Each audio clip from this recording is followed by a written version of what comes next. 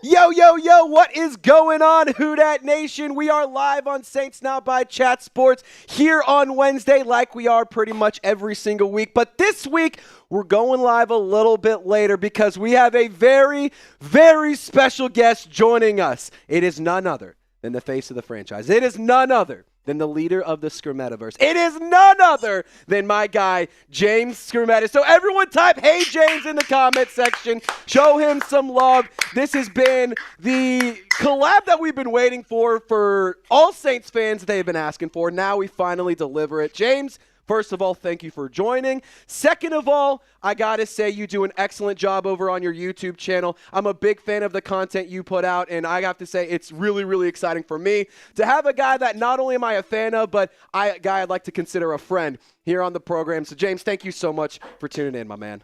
What an intro. I have goosebumps. Oh, my God, what an intro, brother. That was fantastic. Of Thank course. you for having me on. I appreciate it.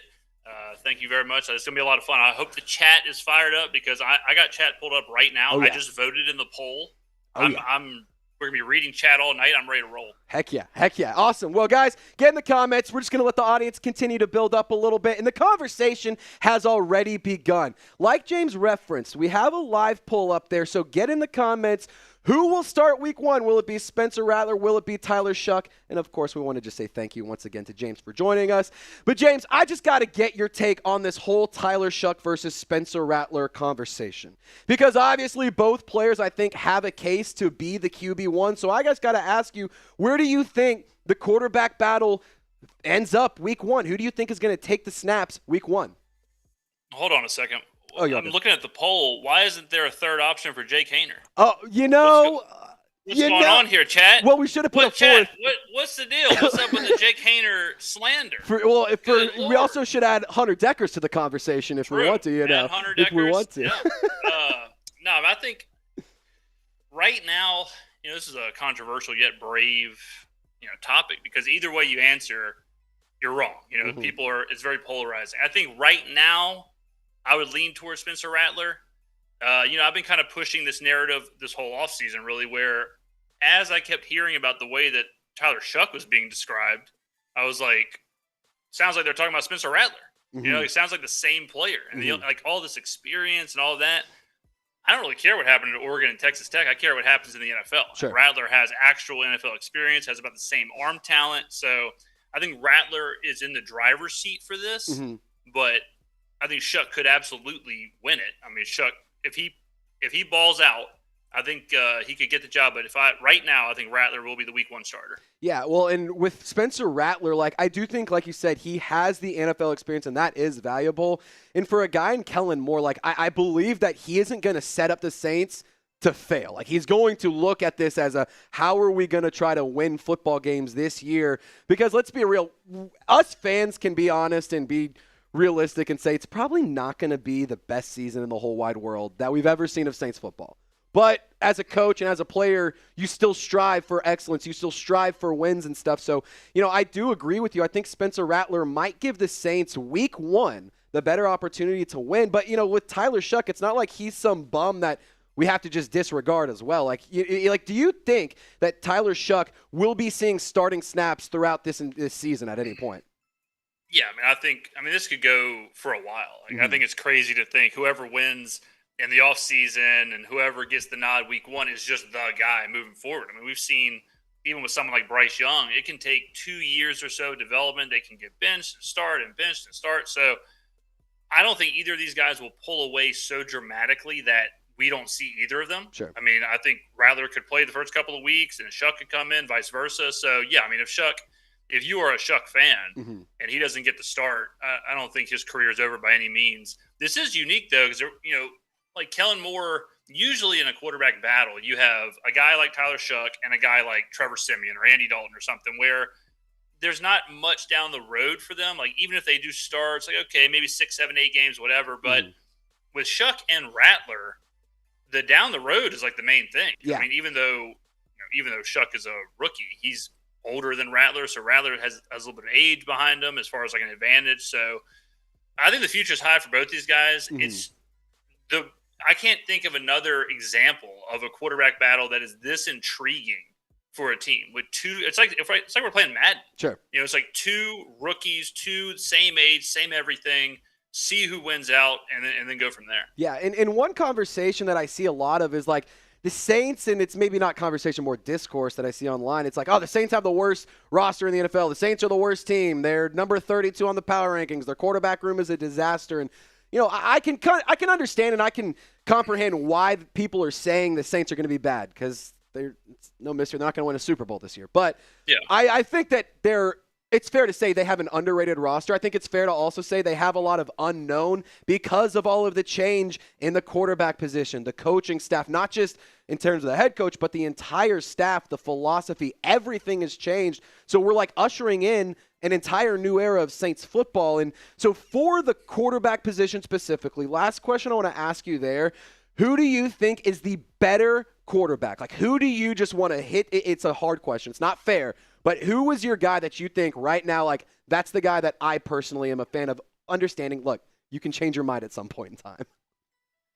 I mean, I try not to – I'm not exactly rooting for either quarterback per se. Like, I'm not rooting for the individual, I guess. What I would say, if I had to, put my stock into one, I'm always going to put the stock into the guy who I know has done it at the NFL level. Sure. Like Tyler Shough, I've seen his throws against – whatever, Pittsburgh or Clemson or Notre Dame, but I have no idea how he's going to handle an NFL locker room, a huddle, getting in and out of the snaps, the pressure and blitzes and an NFL defense. So I like the idea of Tyler Shough, but I just don't know if he can do it. So I'm leaning Spencer Rattler. I'm not going to say I'm rooting for Rattler, sure, but I would consider him the better quarterback until Tyler Shough proves me wrong. Yeah. Way too quick. I think way too quick people are like, okay, this rookie's the man. This rookie's awesome. But we have absolutely no clue I just saw a PFF quarterback ranking and JJ McCarthy was like 21. Yeah. He was ahead of Sam Darnold. It's like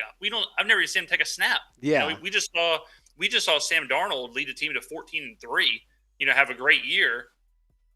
Why would I think JJ McCarthy can be better than that? So until I see it, it's hard for me to get all in on a guy. Yeah, I think that's and something else you just said. Yeah. So the roster. So you hinted at the Saints all of a sudden are the worst team in the NFL.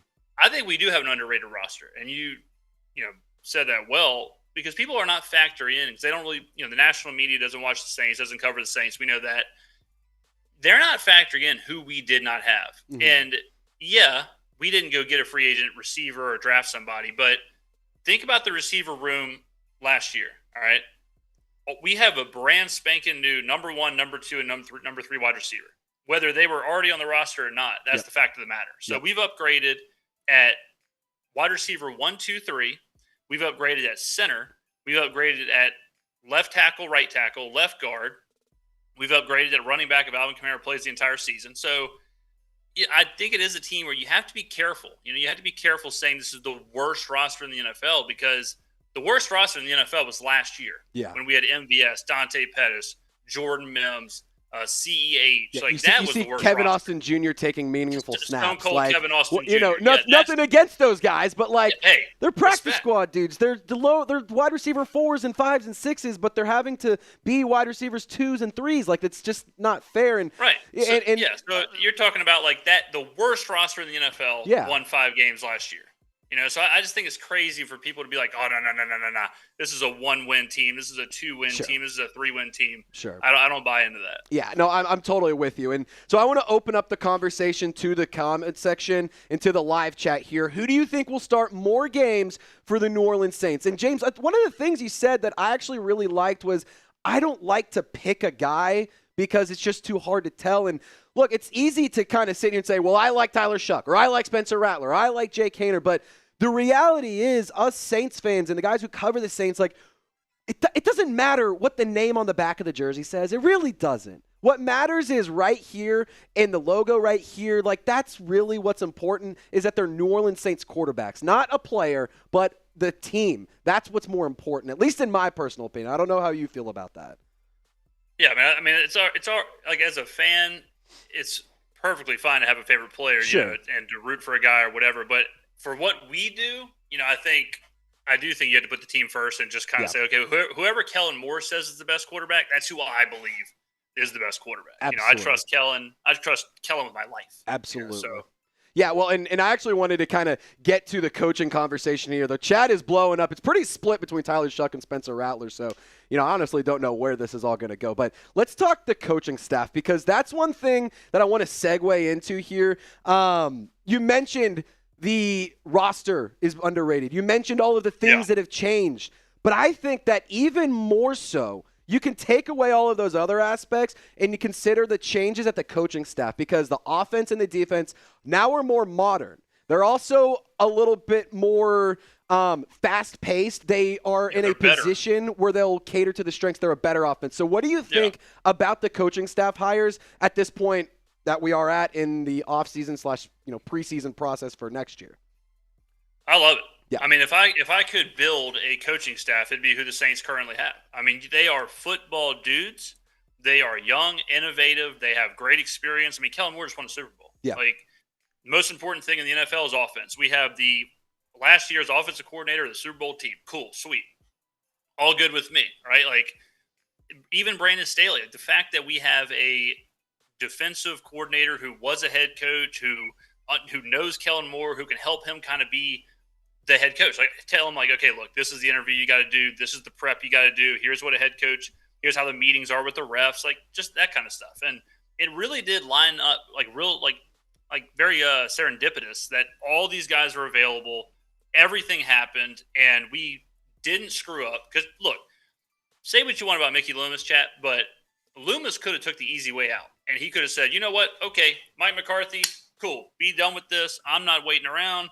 Everyone knows Mike McCarthy, whatever. We'll take him. But he took a risk. And, I love the idea of an analytical mind, a guy who understands game theory optimization, who understands the fourth down probability and third and whatever, and should you go for 2 or should you kick a field goal or whatever. I'm all about that. And the fact that we have, really think about what the offense is doing. Super young offense, super young quarterback room, super young wide receiver room, all that stuff. Mm-hmm. And they are being molded by a 36-year-old offensive-minded head coach coming off of a Super Bowl win, who no one outside of Kellen Moore knows what wins offensively in the NFL more. And that's who's leading the Saints. Like, what else could you ask for in a coaching staff? So I'm all about it. I love it. I've said it on my channel. I'll say it here. I think when it's all said and done, I think Kellen Moore will be the greatest head coach in New Orleans Saints history. I think he'll surpass Sean Payton, and I believe it more every single time I hear Kellen Moore talk. Well, look, and I actually it's a crazy thing to say out loud, but I honestly don't think it's that far-fetched to say, because let's also consider the history of Saints football. It hasn't been that illustrious outside of the Sean Payton, Drew Brees era, but with Brandon Staley, you bring up good points. It is a really interesting dynamic between the two coaches. Staley was a former head coach, not very successful, but last time he held the position of defensive coordinator, his team was the best in the league and they won a Super Bowl. Granted, good roster, a lot of talent there, but he's only 42 years old and he's a young player that can appeal and can relate and work with a lot of these guys on the roster. Same with Kellen Moore. He is that 36 years old or something. I mean, he's so young that he is a guy who can relate to the players. He knows what it's like to be a player. He knows what it's like to be in the heat. And I think that in itself is just extremely valuable. And so I love the Kellen Moore hire. To your point of, they could have just gone Mike McCarthy. They could have just tried and really, really went all out blitz on Aaron Glenn. Maybe they did, maybe they didn't. They could have gone all out on Joe Brady. They could have done a lot of different things. But ultimately, this is a coaching staff also that has a lot to prove. Kellen Moore was not great. It's not wasn't great. He was really good, kind of fell off with Brandon Staley. The Chargers were kind of a weird situation. But then he gets to Philly, wins a Super Bowl, and all things are, moving up for him. Brandon Staley, head coach, kind of has a dip. Now he has stuff to prove, and he's trying to get back up into the coaching rankings. So, this is a team that just has a chip on its shoulder, it feels like. And I think that's a win for the roster and for the team. Well, another huge thing about the coaches, a lot of the times when you have a good or successful team, the coordinators go or whatever, and that's always a benefit to having an offensive head coach, is because your offensive coordinator can't leave because your head coach is your offensive coordinator. Yep. Well, we also have Brandon Staley, who, because he was a failed head coach recently, no one's rushing to go make him their head coach. So even that is this like really lucky situation where even if the Saints blow all the expectations out of the water, we are pretty much guaranteed this coaching staff or some kind of continuity for a couple of years. No one's going to rush and get Brandon Staley if we have a good year this year, right? Kellen Moore is the head coach. He's 36. So our offense is going to be the same. Yep. A lot of other teams like the Eagles. The Eagles are a perfect example. Back-to-back years lost their offensive coordinator and defensive coordinator. Yep. Or 2 years ago they lost their defensive, but they're losing coordinators every year. So they're losing some continuity there. We just saw what happens with the Lions, where Ben Johnson and Aaron Glenn leave. So they're going to be a completely different identity. The Saints are set up for future success. And if this is going to go how we think it is, where Mickey's going to shed these contracts and these guys are going to retire and the roster is going to get younger, like 2027, 2028, 2029, we are set up to be in a perfect spot. Oh, I couldn't agree more. Perfect spot. I couldn't agree more. And more just to kind of piggyback off of that, not only are you set up coaching wise, like you said that you shed some of those contracts, you still have, if it's Tyler Shough, Spencer Rattler, or maybe you draft somebody else a couple of years down the road, you potentially still have a guy on a rookie contract that you can really, really build around. And that's what feels like the model that's been pretty successful is invest around the young rookie quarterback and try to build around him and then let the ball roll and see what you can get going there. I look at the 49ers and their Super Bowl window. I feel like it's close because they paid Brock Purdy. But, and before that, he was the cheapest quarterback I think we've ever seen. Being Mr. Irrelevant. And they were able to put so much money invested into the defense, into the weapons, into Brandon Ayuk, Bosa, Fred Warner, Debo. All these guys. They were able to pay Christian McCaffrey, and now the Super Bowl window is a little bit closed. It's just an interesting, what's the word? Philosophy. It's an interesting philosophy to have, and I couldn't agree more with you. I really do think the Saints are set up for long-term success. But let's talk. Think about 2029. All right, pretend we're in 2029. So think about the contracts that are be gone in 2029. All right, Carr's contract, Taysom Hill, Michael Thomas, DeMario Day, all those are gone. Now think about the roster. You've got a quarterback, whether it's Shough or Rattler, on their rookie deal. Mm-hmm. You've got a left tackle on his rookie deal. You've got a right tackle on his rookie deal. You have a 40-year-old head coach. All that stuff is insane. Yeah. So you gotta see the forest through the trees sometimes. And a lot of these questions of, are the Saints gonna make the playoffs this year? It's who cares? Mm-hmm. We're not. If they do, fine. But we're looking a few years ahead. We're truly building something here. Yeah. So, it's set up for some serious success. Absolutely, and I hope that this is the success. It feels like it's a success that can be sustained as well. It can not just be a couple of years. It can be a full-blown another era of great Saints football where it's 10, 12 years of great football. You just gotta get there. A little patience can go a long way. A little bit of, it's gonna be tough, but that's okay. That, just having that mentality, having that mindset really can be impactful and really beneficial. I want to ask you about, though, the NFC South because, let's just be real. It's not like they're the most dangerous division in all of sports. Let's just call a spade here. I don't think it's crazy to say maybe the Saints can find a way to backpedal if they absolutely shock everyone. By no means is that my expectation. But a hope? Absolutely. What do you think? Do you think that NFC South is just a two-team race between the Buccaneers and then maybe whoever else can put it together? Or do you think it's truly an open competition? I think the Bucs are definitely the best team in the division. I think it's pretty easy to sit back and say, the Bucs are sweet. The Bucs they know what's going on. They're in a winning window. Yep. But I don't think there's really anything separating the Falcons, the Panthers, and the Saints. And man, nothing drives me more crazy than Falcons glazing. And it's not even because of the Saints Falcons thing. It's just the ultimate are y'all watching the games? Yeah. What's going on here? Can we be done talking about Kyle Pitts? Can we be done talking about some of these players? It's over. The whole they have all these top 10 picks, they have all this stuff. It's no, they don't. Yeah. These guys are proven to just not be that good. Bijan is good, but Bijan is no better than whatever other. He's not even Jahmyr Gibbs, right? So I think the Falcons get overglazed. I think the Falcons probably have the worst. I like Zach Robinson, but I think Rahima is a horrible head coach. Yep. I'm still a little lukewarm on Bryce Young as far as like his future. I mean, we saw him play average to below average for like 3.5 games, and now all of a sudden he's supposed to be completely fixed. So we'll see. But yeah, I mean, I think the Saints, I agree with you that I think you can back into this division with 9 wins, something like that. Or you at least can compete, with 9 wins. So if I think the Saints are a 6-7 win team and they surprise me, win a couple coin flips, yeah, I mean, I think it's not realistic, I wouldn't say, to like sit there and be like, we're going to win the division, but I think we could certainly be in that conversation in the end of the year. Absolutely. And I think that's totally fair to say. Like, again, it's not like this is going to be a year where we're going to win a Super Bowl. Can we blow people away and have an absolutely insane year? Sure, we could. But is it likely? Probably not. And I think that the main focus needs to be for the future, like you said. And it needs to be like thinking of ahead. In 2025, we obviously know it's the first year of everything. New coaching staff, new quarterbacks. Like, this is the first time that we're really getting to tear it all down and really try to see what's new in, 20-plus years? So first time in my lifetime, at least, since I've been watching Saints football, that we're completely going out with the old and ushering entirely in the new. So I'm excited for it. With this season, like, I want to get to some games this year. Really quick, James, do you have a record prediction for this season? Like, it might be hard putting you on the spot, but do you have a record prediction?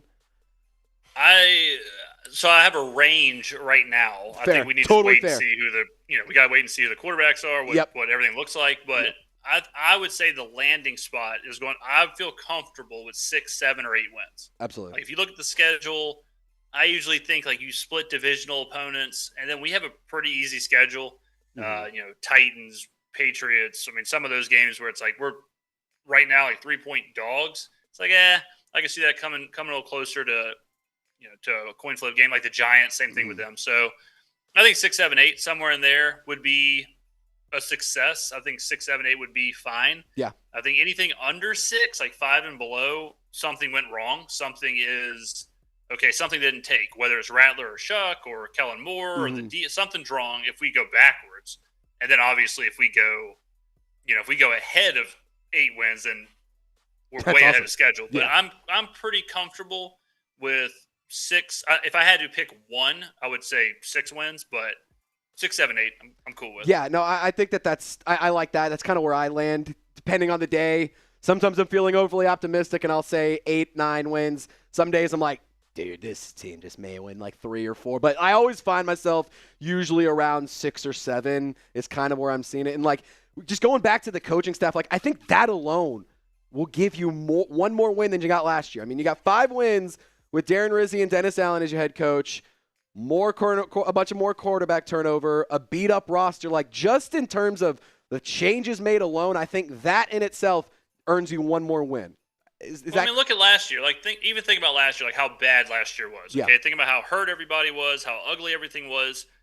That Commanders game is an absolute coin flip. Like, even that, like those kind of things in the NFL where at that point in the season, the Saints are horrific. Like, there is no one but Spencer Rattler led the team in rushing 2 of his starts. Yep. And even in that, we took an NFC championship caliber team. We took them to the absolute limit. Yep. So it's not as easy as just like team A bad, team B good, then loss here, win here, loss here. So, I mean, I think anything can happen on any given Sunday, obviously, but our schedule's easy enough. I also think it's a huge, huge benefit that we don't play a primetime game. Could not agree more. Could not agree more. That works in our favor. We never have to worry about a bad schedule. We never have to worry about short weeks or anything like that. So, I know that's a polarizing thing too. I know a lot of people are upset about the primetime game, but look, why? It works out for the we've team. also been bad on primetime previous years. Like, why would you want to be on primetime? And honestly, which of these games would be that matchup? Like, maybe the matchup against the Buccaneers. You can probably count any of the NFC South matches. Maybe is one of those primetime games. But honestly, like, I have a hard time buying stock into any of those games being the game that is Monday Night Football. You know what I'm saying? Like, Yeah. Come on. Let's not waste everyone's time and put the Saints back on prime time. And, again, I don't think it's a bad thing. Like, I think it's totally fine that we're not getting the national spotlight because of all of the reasons you said with the rest advantage, with all of those things. Like, it's okay. You don't need that. You get to keep your process. You get to keep your routine intact all season long without having to really change stuff up because of your schedule and whatnot. So I wasn't even thinking about it before, but one of my commenters mentioned that the best storyline is probably the Bears game because you could have Spencer Rattler versus Caleb Williams. That's true. You could have Dennis Allen versus his old team. Yep.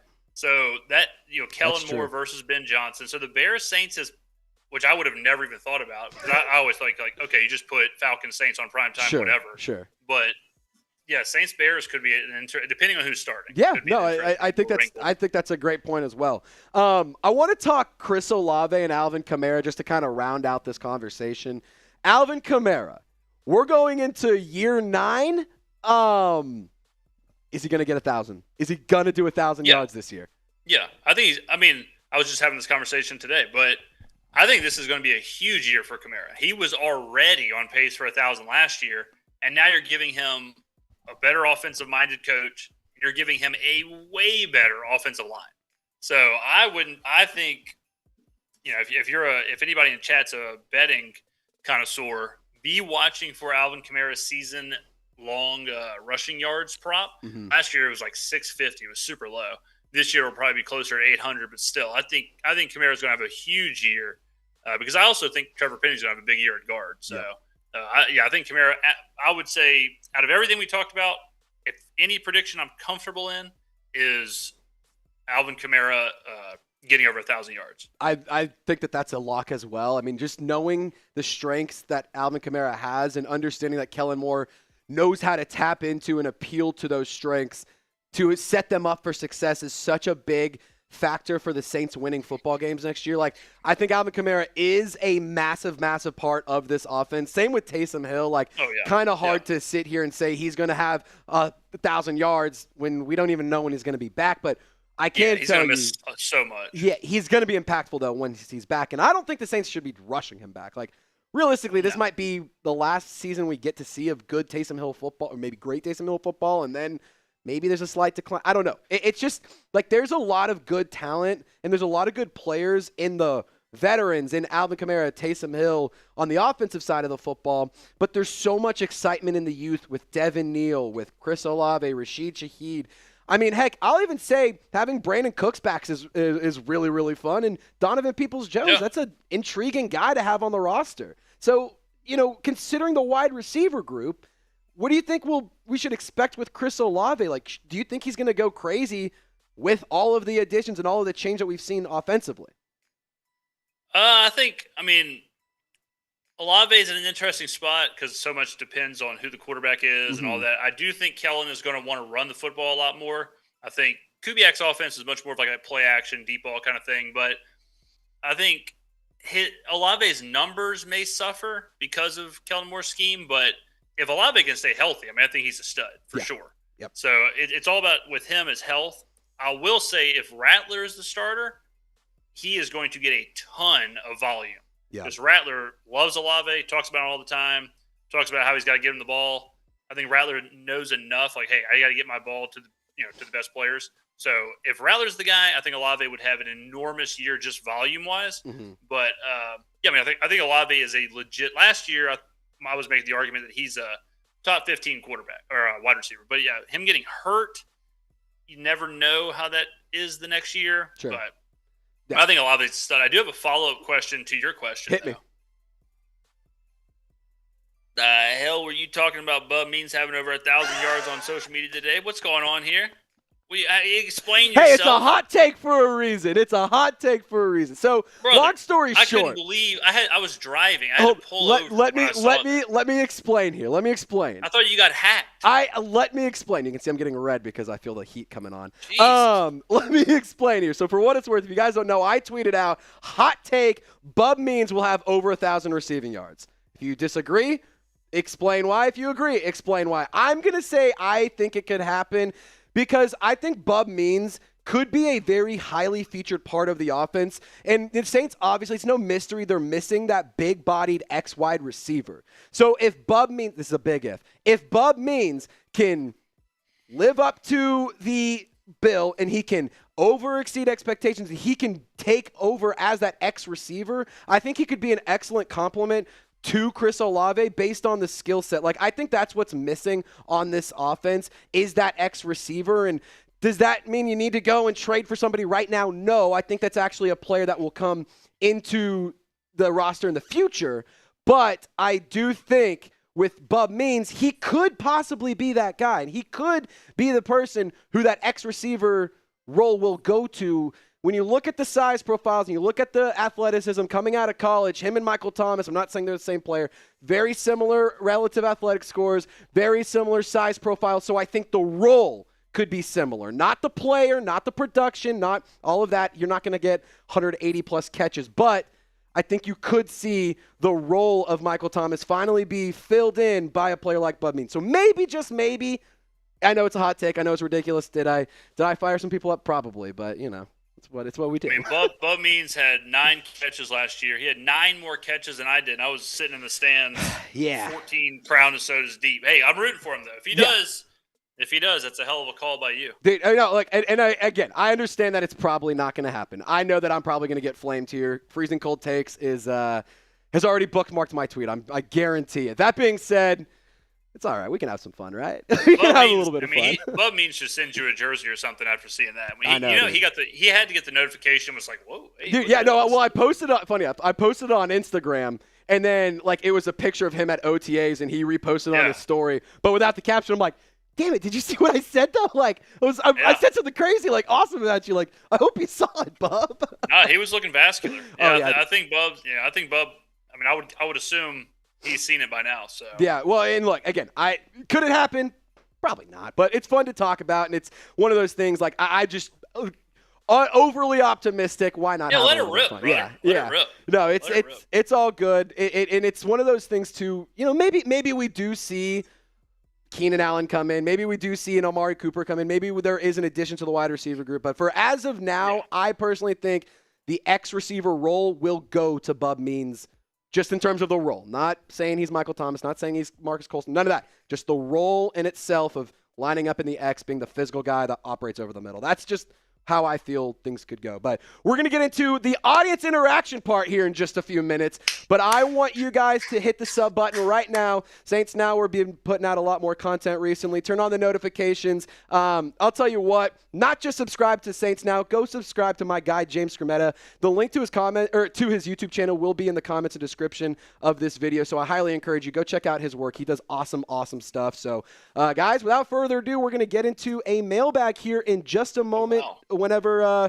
we get the thumbs up. But guys, thank you so much for tuning in thus far in the interview. We're going to get started here in just one moment. We did get a super chat, though, from Darius G.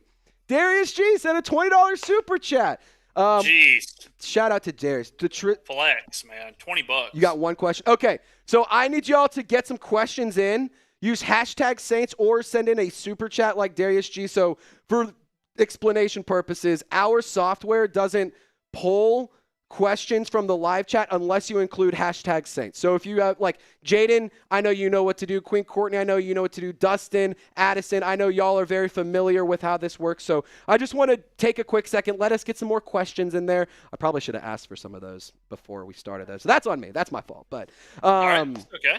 James, so Yes. So Darius saying the Trizler and Skrmetta together is beautiful. So hyped that I could make this collab happen. Two of the best in sports media coming together in a big way. Who dat, baby? Let's go. Yeah, James. Let's go. Is it? I mean, so far it's been fun. Well, I would like to say I've had a good time so far. It's been a blast. These are great. I think these collabs are good. I think the audience is all about it. So. Absolutely. Well, and it's fun too. For what it's worth, we can chop it up after we get off here. Anytime that you want to do some collab work as well, would love to free up some time and hang out and chop it up over on your side of stuff because I want to be able.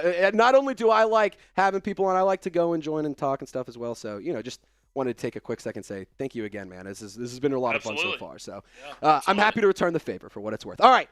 Mailbag starting now. I'm going to do a quick pause, and then we're going to get into it. Do what? Yep, you're good. I'm just going to go from full screen here. All right, cool. 3. What's going on, Who Dat Nation? Welcome in to a live edition of Saints Now by Chat Sports. I'm joined with the face of the franchise, James Skrmetta. First things first, this mailbag, this Q&A was filmed as a part of our Wednesday live show. We go live every week, so be sure to subscribe over here. But we also like to go and have conversations with other podcasters as well. So you got to show some love to my guy, James Skrmetta. His YouTube channel and his social media accounts are linked in the comments and description. So without further ado, we're going to open up the conversation to the comment section. And James, first question here, how many years will it take to make the playoffs if we find our franchise quarterback? Assuming this is the year they find it. So let's just say it's Tyler Shough or Spencer Rattler. How long do you think it'll take to make the playoffs? If one of them is the franchise quarterback, that would mean they are pretty good. Yep. So I would say 2 years.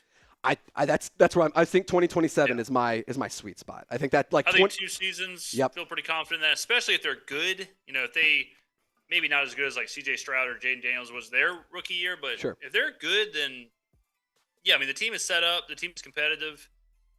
Honestly, like if you got middle of the road play, like I'm talking like 16th-ish quarterback in the league, I think they can make a run this year because I think the roster is that underrated. Sure. But because that's really the big question mark, right? Like when we're facing all these teams is the quarterback play. But if you told me they're good, then all of a sudden, why wouldn't we beat the Titans? Why wouldn't we beat the Patriots? Why wouldn't we beat these teams at home? So yeah, I mean I think within 2 years probably. Yeah, no, I think that's totally fair. I'm gonna go ahead and share that same answer. 2027 feels like the year that we can make it. All righty.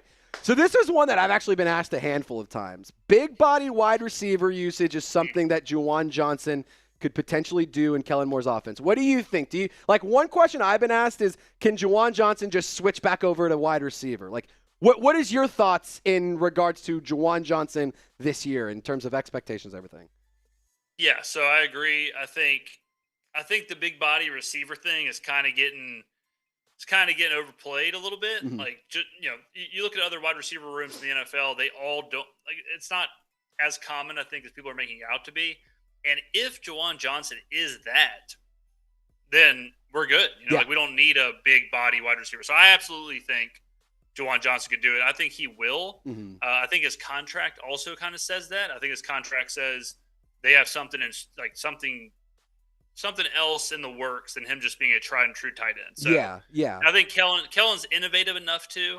Like he's innovative to get Juwan out there in different spots and different matchups. I remember in the NBA a few years ago, positions kind of went through this big change where point guard didn't mean the same thing, shooting guard didn't mean the same thing. And I think the NFL is kind of seeing that where, like Brock Bowers is a tight end, but he's a wide receiver. Yeah. Right? Like just because he has TE next to his name doesn't mean he has to play a certain way. So yeah, Taysom Hill has a TE next to his name. Taysom Hill's a great example too. Yeah, exactly. So I think Juwan will be our big body receiver. I mean, I tell you what, I haven't seen the term big body this much since I looked at my own Google history, but I mean, it's everywhere, nonstop. It's big body this, big body that. I mean, damn. What? I know. Hey, Saints fans, they love somebody who's a little thick, I guess you could say. Just kind of piggybacking off of that, like you said, the 2 tight ends thing. Like there's probably something there for Juwan Johnson. I remember Kellen Moore when he had a quote that said, "If you have 2 premier tight ends, you're gonna play in 12 personnel." So like he understands. Like if it's Juwan Johnson and insert tight end here, Foster Moreau, Dallin Holker, whoever it is. Mm-hmm. If it's that guy, like they're going to find a way to get the best 11 football players on the field at any given time. Like that's just what they're gonna do. And so, I don't know if they'll truly switch Juwan Johnson to a wide receiver, but in terms of usage, like you nailed it on the head. Brock Bowers is not a tight end, just because it's what the position says. He's a receiver.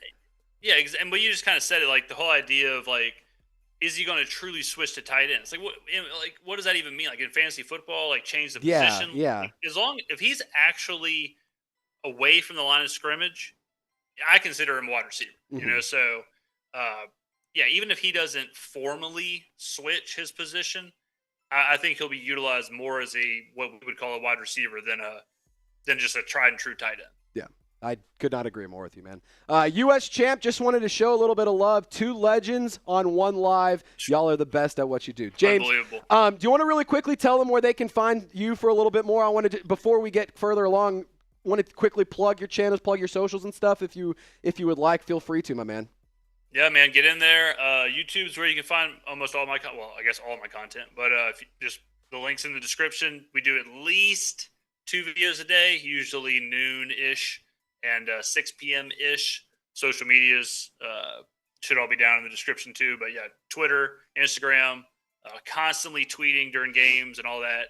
Instagram trying to get more the photos gone, but that's the easiest way to find it. And then Spotify, we'll have a podcast component coming soon. The podcasts are up, but we'll be uploading much more to those platforms in the future. Nice, dude. Well, James, you're I'm a big fan of your content. I'm going to be tuning in over there and all that. Like James said, all of the links to his accounts on social media and YouTube will be in the comments and description. So go show some love to him. No love, Matt. Speaking of love, no love, Matt. Y'all do an amazing job. Yeah, exactly. My question is, how much will rookies on the roster play week 1, do you think? Also, F the Falcons. I'll let you start with this one. I think a lot. I mean, I think if you look at who we drafted rookies who have experience, rookies who have a ton of snaps. Mm-hmm. I mean, I think Kelvin Banks, I think, had like 2,500 pass protection snaps alone. So these are guys that are not developmental. They came from big schools. I would say out of the rookie class, I think you can say 5 will get pretty immediate playing time. Yep. Now, how good will they be, all that stuff, I don't know, but I think they'll all have a shot. And I think Devin Neal will be your backup running back. So I think even like Neal's not going to be a tried and true starter, but he's going to get plenty of work. So yeah, I think this rookie class will be impactful right off the jump, and we're not going to see like, oh, this guy's a special teamer, this guy's he's playing a handful of snaps a game. Like you're going to see, oh, Stutsman's our best linebacker. Oh, Quincy Riley is locking people down. Sanker's all over the place. Like I said, Devin Neal is your backup running back. And then, Tyler Shough could be the starting quarterback. So I think, and Kelvin Banks obviously is our cornerstone left tackle. So this is a huge draft class for us. And all this 2 years playoffs, 3 years this, 4 years that, almost all that hinges on this draft class. Sure. And the draft class is coming up. So I think a lot of them will play serious snaps early this year. Well, and I totally agree with you on that for a bunch of reasons, but probably the biggest one is you drafted a lot of players that filled needs. You were bad against the run. You drafted guys who were good at stopping the run, whether it's Vernon Broughton or Jonas Sanker or whoever it is, like Danny Stutsman. These are all guys who can stop the run.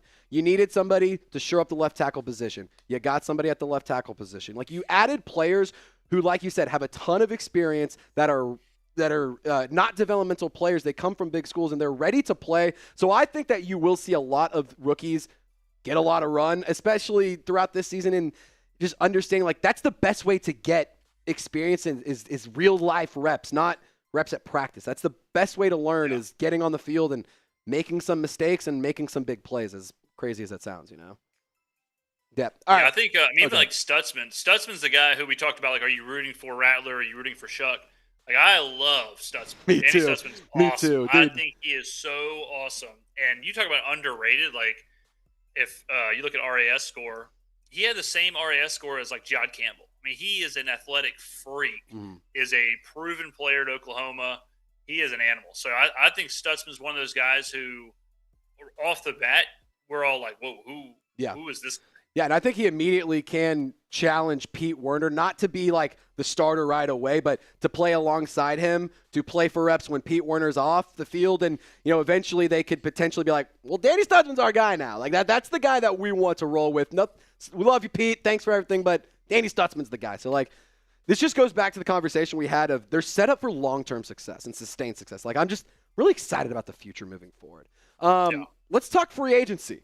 Who should the Saints sign in free agency? Is there any names that you are particularly passionate about that you want the Saints to potentially sign? I mean, I think it makes sense now with the Derek Carr money. I think now you do address a need and since we didn't really address a need in the draft a wide receiver, I think this would be the time to go do it. If we were strapped for cash, I would say, we're probably good. But I think it makes sense to bring in a wide receiver or to bring in a defensive back. So depends on the price, obviously. But I would, if it was me and I could push a button, I would bring in a Keenan Allen or a Amari Cooper. Yep. So wide receiver is where I would look first. But yeah, I'm never a fan of bringing in free agents just to do it. Like, I think you build through the draft. You don't build through free agency. Agreed. But for our situation where we just found a little bit of money under the couch cushions, like, okay, now you probably do splash, shore up the wide receiver room, and help out whoever your quarterback is. Yeah, and that also adds a nice veteran in there that is a very young group and doesn't have a ton of experience due to injuries and just being young guys. Like, that could be a really good veteran. And I also remember seeing some stats at I think it was like his second best season. Keenan Allen, one of his best seasons in terms of production was when Kellen Moore was his offensive coordinator. So, maybe Kellen Moore knew something that other coaches don't know, and they can maximize Keenan Allen's usage. One guy I'm a big fan of, it's a popular name, Asante Samuel Jr. I think that would be a fun addition to the cornerback room. But I agree with you. I think wide receiver is probably the position that I would want to go spend money on rather than corner, because I think that you do have a nice core of Kool-Aid McKinstry, Alante Taylor, Quincy Riley. I don't think Isaac Yadam is a total scrub. Rico Payton is certainly intriguing. Like, he is a player that's been really exciting early in his career as an undrafted free agent. So I think that there is some potential guys that you could go and get. Chat, what do you think? What do you guys think? Yeah, my issue with defensive back is, like, it's such a volatile position. Mm-hmm. I don't know if you get the value out of it. Like, defensive back's a weird position where you can have a guy who's the best defensive back in the NFL, and then the next year he's horrible. Yeah. Or even the next play he's horrible. Yeah. It's very difficult to get consistency at that position, which is why I think, hey, you drafted Riley, let him play. Yeah. So wide receivers, a little bit more bang for your buck, a little more value extracted. But, yeah, I think Asante Samuel is awesome. Yeah. He's got some medical stuff that has to get ironed out, but as long as it is ironed out, yeah, he's sweet. Absolutely. That's step in and that's the caveat. That's the caveat. He's got to be healthy. Yeah. And also somebody in the chat mentioned you forgot Ugo Amadi. Yes, Ugo Amadi also still on the roster as well as a DB. So there you go. We did forget Ugo Amadi. Yeah, all righty. Darius G, who will get more yards, Rashid Shaheed or Juwan Johnson? I actually don't know. I'm going to say Juwan, just because of the style of the offense. I agree with you. Anytime you have young quarterbacks, too, it also always helps to have that kind of security blanket. If we believe that Rashid is going to keep just bombing downfield and have these, like, super deep routes, that decreases his volume. It's much less likely for a rookie quarterback or a young quarterback to just be letting it rip like that. Mm-hmm. So just the volume kind of algorithm, I would say Juwan, but it's one of those. I mean, I'll tell you this. If Juwan does have more yards, then he absolutely is the wide receiver that we think he's going to be. So either way, like, as long as they're both productive, we're good to go. But Rashid's too much of, like, a boom or bust player, I think. So I would say Juwan. Yeah, I'm going to say Juwan Johnson as well. Like, with Rashid Shaheed, I could see him being like, he averages 25.8 yards per catch because, like, most of his yards come from a deep ball, 40-yard touchdown. Like, so I think that more yards, Juwan Johnson, if you want to go the higher average, if you really wanted to find something for Shaheed to win, I think that might be the department he excels in versus Juwan Johnson. But I think you could do, like, I wouldn't be surprised if Juwan had more yards, but Shaheed had more touchdowns. Yeah, something like I could see that Some too. weird thing where, he's high risk, high reward kind of thing. Yeah, totally agree with you. Sherrod saying, do you think the Saints will have a top 10 defense or offense? Do you think either one of those units will be a top 10 squad? No. I don't either. No.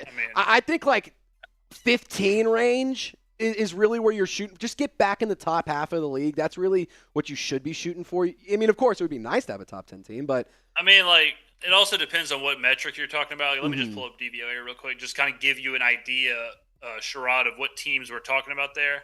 So, like, offensively, if you're a top 10 offense, the top 10 offenses are Baltimore, Buffalo, Detroit, Green Bay, Cincy, Washington, Tampa, KC, San Francisco, and the Rams.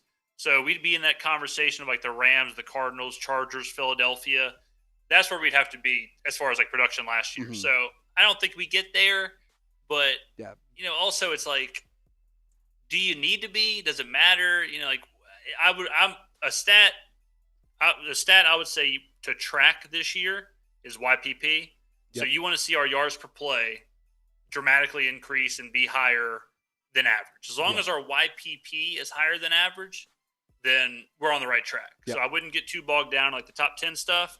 I'd look a little bit more into the underlying metrics. Yeah, I totally agree with you. And for what it's worth, Saints offense last year ranked 21st in yards per game and 24th in points per game. So it's like, I feel like that's pretty, it's even that's a little bit inaccurate of like, they actually really weren't that, like, this is skewed because of those first 2 weeks were really, really good. Or because that week game, or that, what was it, week 15 game against the Browns was really, really good. Like, there's a couple really big outlier games that don't really tell the whole story of either good, bad, or ugly. Like, I think that you hit the nail on the head. Like, focus on yards per play because that's really where you're going to get to see something interesting. They ranked 17th last year. It's also funny, like, now that I'm looking at DVOA, like, this goes to show you how powerful narratives are and stuff. But so, chat, feel free to answer while I'm asking these questions. And, feel free to guess. But where do you think the Saints ranked? Well, I guess you just kind of said it, but the Saints were 23rd, on DVOA last year. Here are some teams that were worse offensively. Now, this isn't yards per game. This isn't point. This is like legit weighted metrics. Here are the teams that were worse than the Saints last year. And think about how putrid the Saints were last year. Below the Saints, Carolina, with everybody's favorite Bryce Young. The Cowboys, the Texans, the Bears. The Bears were 27th. And now all of a sudden, the Bears are everybody's favorite team. The Raiders were 29th, the Patriots were 30th, the Titans were 31st, and Cleveland. So even as bad as the Saints were, it's crazy how quickly people forget just how bad like Houston's offense was and Chicago's and teams like that. Because now all you hear on ESPN or wherever else is how great all these teams are. Yeah. But that's because they're looking at the wrong stats. Yeah. No, I again hit the nail on the head there, my friend. Brandon Bell, what's going on, brother? Do you guys think that Rattler or Shough could take the Saints to a Jayden Daniels type of season? I just don't think it's a fair expectation. Like, Jayden Daniels was a top 3 pick. He has all of the skills in the whole wide world. And one of the things that I think was an advantage for him is there wasn't a lot of NFL tape on him.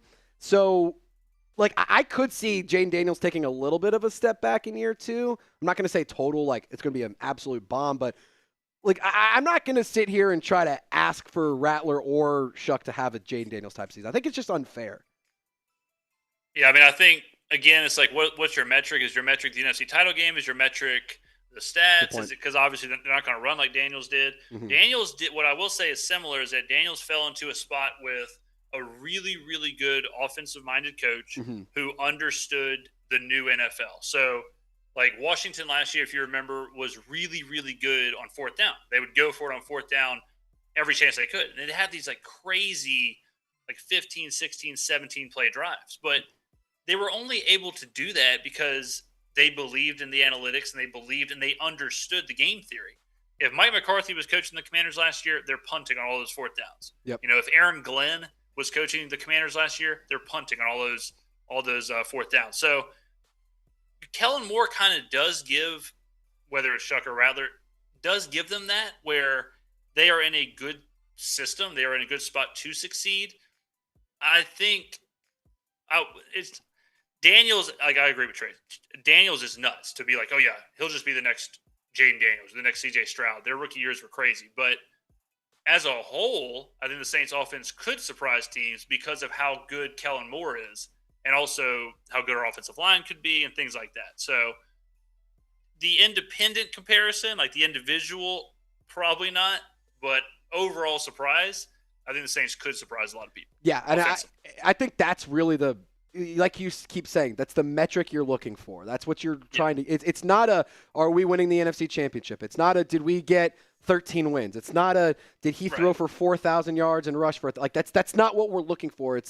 You got to open it up a little bit more and all that. You got to look at it a little bit behind the curtains, if you will. Coop Visuals, who's your RB2 this year?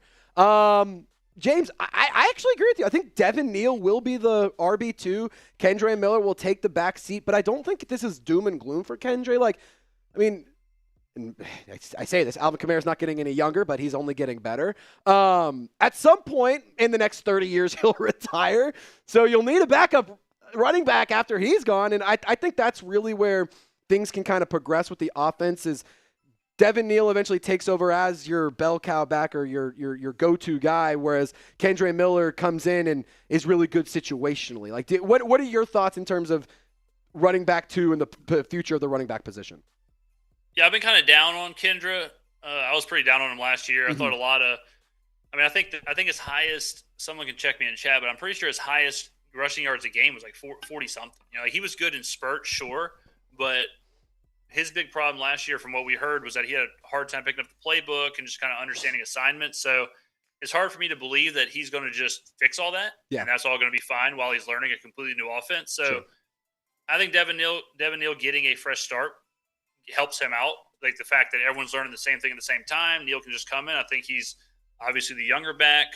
Yeah, I think Neal will be your backup running back. And then that's like we were talking about earlier. Devin Neal is like the leading rushing yards guy from Kansas. You know, like this is a guy who has done it. This isn't a guy who we're sitting here saying, oh, well, you know, if you give him 10 carries, he can do this. He's so dynamic. He can do. No, this is a guy who you can look at the last 4 seasons and like, nope, look what he can do. That's what he was drafted to do. And I think he's going to. I don't think it's going to be a competition. I think he will obviously be the 2 really quickly. Yeah, I mean, he's a proven 1,000-yard running back from Kansas, 3 straight seasons of that kind of production, has found the end zone a lot. He's a very, very good runner of the football. Like, I think Devin Neal is the future of the running back position. I think that's something we should all get excited about because he's a special player. I think he really is a special player. Nico Canada, one of our long-term subscribers and long-term supporters, just saying what up. Nico, I hope you, your baby girl, your wife, everyone's doing well, my friend. Thank you for your donation. Stuts for Prez. Shout out Danny Stutsman, I guess, here. Face of the franchise and the Trizzler. How do you feel about Kellen Moore hire now? So we talked about this in the earlier video that we put out. What do you think? Just kind of recap what your thoughts are on Kellen Moore, Doug Nussmeier, and Brandon Staley being the core of the coaching staff moving forward. I love it. I love Kellen Moore like a brother. I think like this was another thing where before Kellen Moore was hired, I kept hearing like Saints fans saying what they want in a coach. It's exactly Kellen Moore. Yep. Outside voice, young, experienced, innovative, successful, like all that. He is the perfect. If you were building a coach in a lab, it would be Kellen Moore. Yep. And you know, I think it's just a perfect setting, perfect situation for him. I'm so happy that Mickey passed up on some of the absolute scrubs that we were interviewing before Kellen. So yeah, I think he's awesome, and I got nothing negative to say about him so far. I think he's perfect. Yeah, dude, I think that not only Kellen Moore is going to be young and exciting, he's going to be more modern. Same with Brandon Staley. Like we're just getting a fresh, new look of Saints football, which we haven't seen in a long time. Like that's really the exciting part for me is just it's all new, it's all fresh, and you know it's all fun. I mean, you hit the nail on the head. Like I don't think people realize just how new it really is. I mean, this is the first time since before Sean Payton. Like that is talking like 2004, where there is not something the same in the room. You know, whether it was Dennis Allen or whether it was Pete Carmichael or whatever, even after Peyton and Breeze left, like this is brand new everywhere. Brand new defense, brand new offense. Like this is as different gets. And that's why it blows my mind sometimes when people are like, why would I believe in the Saints? Look at the last couple of years. It's like, what were you born yesterday? Like, what are you living under a rock? Like, this is a completely different staff, completely different system, completely different everything. Like, this is, you might as well change the colors of the team. You might as well change the logo. Like, this is a brand new, this is a on-the-field rebrand is what this is. And, I mean, it's rare. It's super, super rare for fans to kind of go through this. Whether it'll work the same way as it did with Peyton and Breeze will yet to be seen, but it hasn't been that long. Like you think about when Dennis Allen was named the head coach and how bad all that stuff was. Like to go from Dennis Allen and Pete Carmichael to then Dennis Allen and Clint Kubiak to then Allen's fired. Pete Carmichael was already fired. And now it's this brand new. It's crazy how much everything has shifted in just a couple of years. Yeah, no, I think it is interesting how much a coaching staff can make an impact. Just changing that part of it can be so big. And let's just acknowledge it for what it's worth. It's not guaranteed that this is going to be 1,000,000 times better than it was last year. Like, there's no promises that Kellen Moore is going to be the next guy to win a Super Bowl for New Orleans. But it's not ridiculous as a fan to be excited about that. It's not horrible to be like, man, it's just something different, and I can get on board with that. Like, there's nothing wrong with something being excited about something new. Well, I also think like a lot of people get bogged down in the results. I always use the comparison or the metaphor. If you like play blackjack, you can have the worst blackjack player of all time, and they could win thousands of dollars. You could have a guy sit down and make all the right decisions and lose in the first 20 minutes. But I'm always going to rather have the guy who makes the right decisions. Even if the results aren't there, I can guarantee you the decisions being made on the field will be better than with Dennis Allen, Pete Carmichael, Darren Rizzi, whoever. So even from just that, like, we know they will understand the game flow. They will understand the adjustments. They will understand timeouts. And I mean, that is so – in today's NFL, that's half the battle. I really believe that. Like, it's such a chess match that when you have coaches like the Raiders had Antonio Pierce, when you are making decisions like he was making on fourth down, field goals, 2-point conversions, and you're dropping your win percentage like 8%, 10%, 6%, everything's so to the letter now. Like, you can't do that and win. You have to get those things right, or you don't have a chance to win a Super Bowl or playoffs or whatever. So I'm fully confident that we're going to get those decisions right. And I'll take that as a starter. Yeah, I totally agree. And guys, really quick, going to do just a couple of more questions, and then James, I don't want to take up the rest of your evening or anything. I want to let you enjoy some time because I know you got a bunch of stuff over on your side of things to take care of. I mean, is it fair to say we're all excited about Saints football? I'm pumped. I'm excited. So I'm liking the video. I bet James is liking the video. Are you going to like the video at home? Oh, yeah. Hit the thumbs up icon. I always like the video. I always comment. I always get involved. I'm always got to get involved. I'm always seeing James in there, like in the comments, and always popping in. I'm always trying to do the same and show him some love back and return the favor. So, just guys, we're all in this together here. We're all pumped up. Can we get 1,000 people to like this video and say we're excited for Saints football? 1,000 likes, ladies and gentlemen. 1,000 likes would be huge. All right. James, we're going to go ahead and finish up here with just a few more questions on the live side of things. But on the side of the video stuff, we're just going to finish up wrapping here with just a couple of more. What's your thoughts on the cornerback room, and do you think we sign Asante Samuel? I don't think that the cornerback room is actually as bad as people are saying. The medicals are the thing for me with Asante Samuel. James, what do you think? Yeah, I mean, I agree. Like I said earlier, I'm kind of down on just the idea of like spending money on the defensive back, on the cornerback position. I think it's super volatile. But I don't think we sign him. I wouldn't necessarily sign him. I'm cool with let me expand on that a little bit. So if you think about the NFL 10 years ago, right? Like, who are some of the best cornerbacks in the NFL, right? Like Darrelle Revis, like you could even think about Marshawn Lattimore. What are they doing? Like, they are following around the number one wide receiver. They are on them. They are, playing man, basically. They're on an island, right? Like Revis Island. Mm-hmm.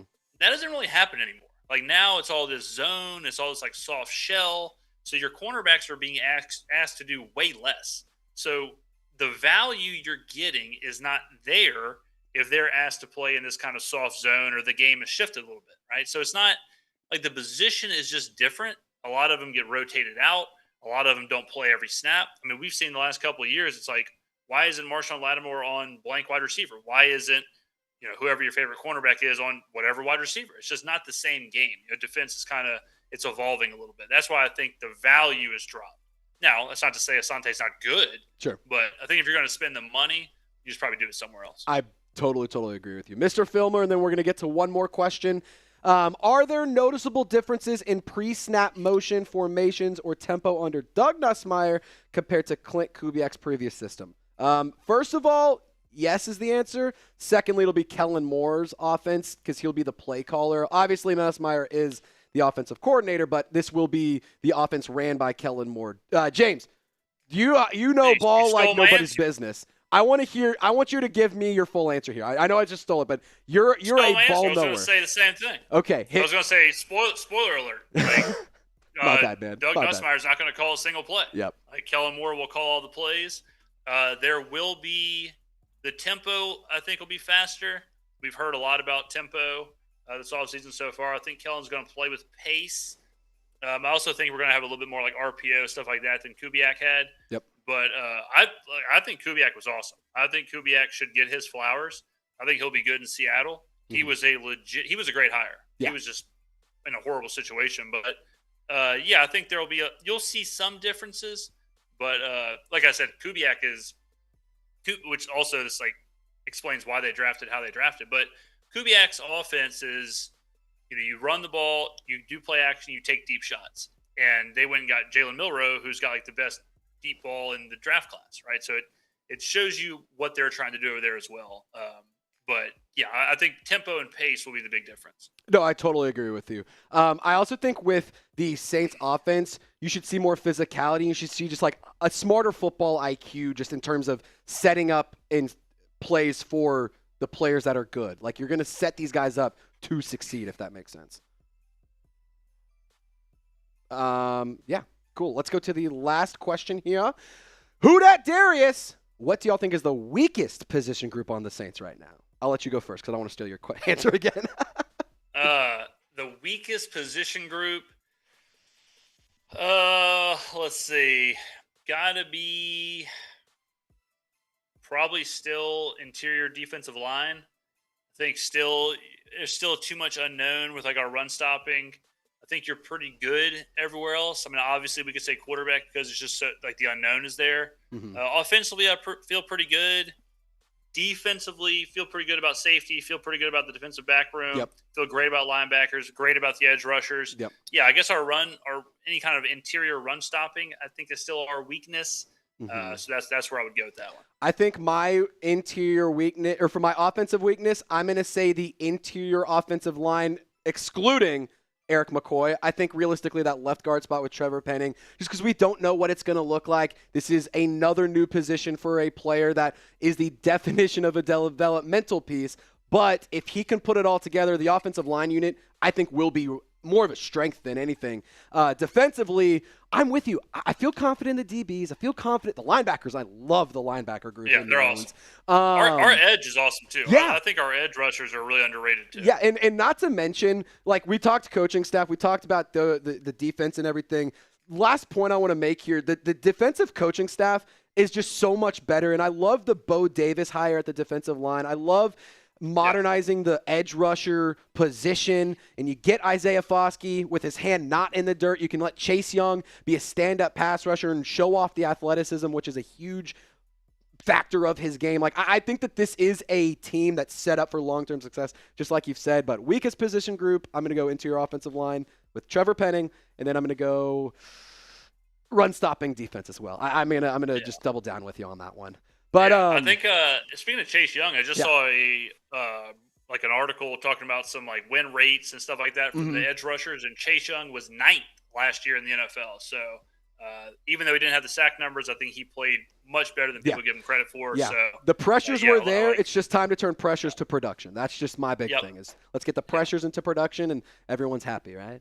Alrighty, James, thank you so much for hanging out with us for the audience interaction. Before you hop off, we're going to end this video, and then we'll sign off on the live side of things. But, guys, if you want to see the entire interview, it's on our live show, Saints Now by Chat Sports. This was a really, really fun interview. We're going to have about a 20, 30-minute just back-and-forth discussion that's already gone out on the channel. We have this Q&A. This has been a really, really fun experience. So, James, before we end the video side of things, do you want to just plug any socials, plug anything before you hop on out of here? Go to the YouTube channel if you enjoyed this. Sub to the channel, watch some of the stuff we have going on over there. I think, speaking over the entire Saints content creation universe, I think the Saints have one of the best groups. So I think Saints fans are relatively lucky with the amount of content. I mean, I watch some of these other channels, like good God almighty. I mean, they don't know are these other teams, like some of the creators over there. Oof. Yep. But, the Saints, I think, have great guys to watch, so make sure you're supporting all of them. All the stuff Trace is doing. And, like, y'all's stream or during the draft, man. How many hours did you log during the draft? Like 20? Was it 20 live hours? It was about 20, a little over. It was nuts. We went live all 3 days. That's absolutely insane. It really was wild. And like we'll go live during the football games. We'll go live for a pregame and a postgame show and stuff. Like we do a lot of really unique content. I think you said it best. Like Saints fans are spoiled rotten because there's so many great content creators like that all have different opinions, that all have different styles. And if you want more of this, you go see this guy. If you want more of this, you see this guy. If you want more of this, you go see that guy. So I think that this is a really, really fun community to be a part of. I'm honored to be a part of it. And James, I'm honored to have extended my Saints Now family into the Skrmetta-verse because, hey, it's been a long time coming since we that was awesome. need to get in here, man. I really, really appreciate it. But we're going to end things on the video side. So Who Dat Nation, y'all stay golden. We'll see you next time. Stay golden. All righty, James. Just a couple, we'll do five-ish minutes, wind down, and then I'll let you go about your way. Any topics that we didn't get to discuss that you want to talk about? Any players you wanted to talk about, or something crazy? If there's anything you wanted to discuss, open forum right here. It's off record, off the videos and everything. Not off record, but off the VODs. I mean, we nailed great questions from the chat. I think might have been surprising that Derek Carr, it shows you how fast the news cycle is. You know, like Carr's already an afterthought. It's Shough, it's Rattler, it's all that. And 2 weeks ago, it was all Derek Carr. But in 2 months ago, we were nobody was going to sit here and say Derek Carr will not be. Everyone, it's Derek Carr's your quarterback. That is going to happen. That is 100% true. Like 2-3 months ago, that's what we were all saying. And boy, have the turntables. Man, it's crazy. It's crazy too with the Carr thing. Like it's very similar to the draft. But I was like during the draft, I remember looking at some other channels and like some of the bigger like radio stations or just some of the newspapers, and they would do like 1 or 2 videos during the draft. And like I said, you were doing 20 hours. But then the Carr thing hits on whatever Friday morning or Saturday morning, and then like, could you imagine having to wait 2 or 3 days to talk about that story? Nope. Like that's why I think like what we're doing is, the way in sports media is because you can just go, okay, here's a video, here's a live stream, here's a whatever, and get the news out there. But the Carr thing was absolutely insane. The off season, like I know because you're doing the videos, but this off season has been bananas. Oh, it's been anything but boring. You cannot sit here and say this is a boring team because this offseason has been anything but that. It is. It's a straight up movie. I mean, it's been insane. Like you said, nobody in the world, not even David Carr, would have said, "Yeah, Derek's going to retire." What?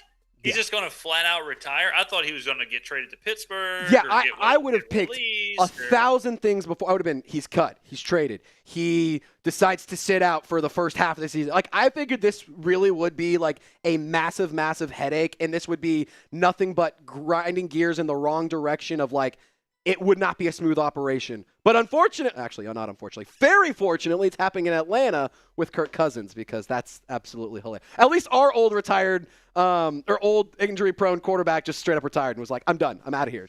Deuces. Well, it's crazy with Cousins because I'm surprised Pittsburgh hasn't switched from Rodgers and just went to Cousins. I'm totally and just said, you know what, I'm not dealing with this Rodgers stuff. Like, this is crazy because Atlanta wants to get rid of Kirk Cousins and Pittsburgh needs a quarterback. So at this point, just go get Cousins. Like, I'm shocked that they haven't done that instead of this whole Rodgers thing. And man, thank you God that Aaron Rodgers didn't come to New Orleans. That was another like huge bullet we dodged was this Rodgers thing. That would have been a mess. Yeah, no, I totally agree. Like the fact that he was just like, I don't want to go to New Orleans. I'm like, good. We feel the same way. We feel the same way. We don't want you here either. That was absolutely insane. Like he did the same thing Mike McCarthy did. Mike McCarthy was like, I'm taking myself out of consideration. It's like, brother, what are you talking about? You're in your house. No one's even called you. You haven't had an interview. Exactly, man. Well, James, again, I can't say thank you enough, my man. This was a lot of fun. If there's anything that I can do with this, send your way or whatever, feel free to let me know, man. Would love to have you on again. Maybe here right before the season kicks off, we can do this whole thing again. But yeah, absolutely. And if you ever want to collab again on your side of things, I'm all ears, and I would love to return the favor. So, man, I really, really, really appreciate you, brother. Thank you for taking some time. Absolutely, man. Yeah, thank you for taking time and hanging out with us on your busy schedule. Saints fans, for me, for my guy, the face of the franchise, James Skrmetta. This is live Saints Now by Chat Sports. Shout out to producer Jack for our hanging out on the ones and twos. Shout out to Jack. Good stuff, Jack. Everyone Shout out, Jack. clapping it up for Jack. But good stuff, Jack. Who Dat Nation, y'all stay golden. James, have a wonderful week. We'll see you next time.